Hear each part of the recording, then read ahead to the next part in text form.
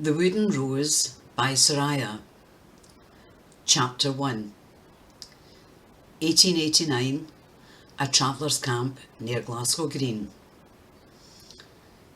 Hurry, Rosa, your da wants to leave in 10 minutes. I'm hurrying, ma, I'm going as fast as I can.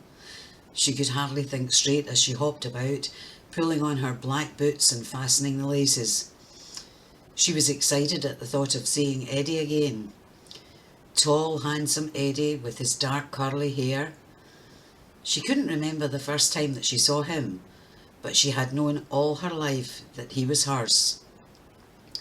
The last time they'd met was at Musselburgh Fair, when all the travellers got together to reunite, share good times, meet up with family and friends, and trade with each other.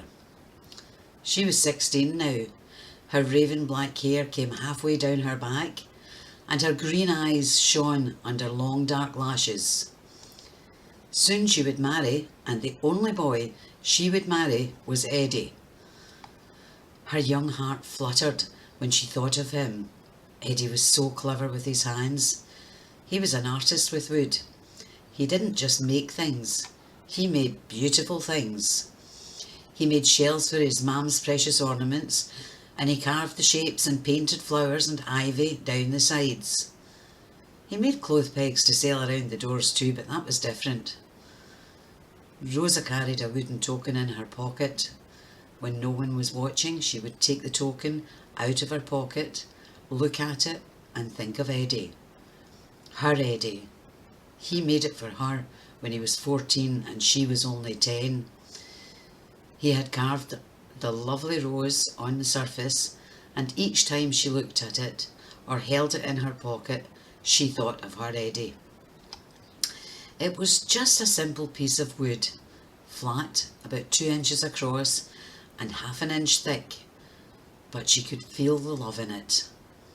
She was never without it and had never shown it to anyone. It was something special to her and Eddie. No one knew what the future would bring, but the rose would still be significant 100 years later. Wow, I'm quite enjoying this. Oh, wait a minute. I wrote this one, and all these books too. For goodness sake. Thank you for listening.